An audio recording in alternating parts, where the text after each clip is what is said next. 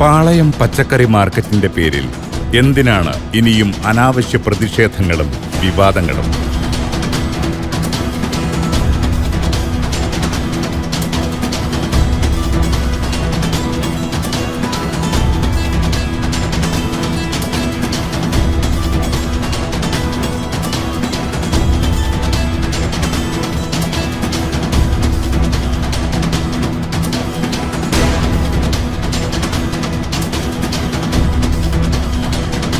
കാലങ്ങളായി അനുഭവിക്കുന്ന ദുരിതങ്ങൾ കരുതി വരുത്താനാണ് പാളയം മാർക്കറ്റ് കല്ലുത്താംകടവിലേക്ക് മാറ്റുന്നത്. വിശാലമായ 5.5 ഏക്കർ സ്ഥലത്താണ് പുതിയ മാർക്കറ്റ്. 300-ലേറെ കടമുറികളുണ്ട്. ചരക്ക് വാഹനങ്ങൾക്ക് അനായാസം കടന്നുവരാം. 500ഓളം വാഹനങ്ങൾക്ക് പാർക്ക് ചെയ്യാം.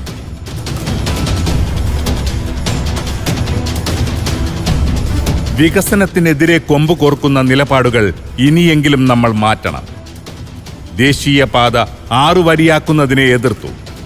ഗെയിൽ പൈപ്പ് ലൈൻ സ്ഥാപിക്കുന്നതിനെയും വിഴിഞ്ഞം തുറമുഖം വരുന്നതിനെയും നാം എതിർത്തു. ഇവയൊക്കെ യാഥാർത്ഥ്യമാവുമ്പോൾ ഈ നാടിന്റെ വികസനത്തിന്റെ നാഴികക്കല്ലുകളായി അവ മാറി. ഈ പദ്ധതികൾ കാട്ടി സുന്ദരം സുഖപ്രദമെന്ന് ഇന്ന് കേരളം ഒന്നിച്ചു പറയുന്നുമുണ്ട്. നാട്ടിൽ വികസനങ്ങൾ വരുന്നതിനെ എതിർക്കുന്നവർ 1% പോലുമില്ല. എന്നാൽ വികസനം മുടക്കികളെന്ന പേരുദോഷം മൊത്തം മലയാളികൾക്കും ചാർത്തിക്കിട്ടുന്നു.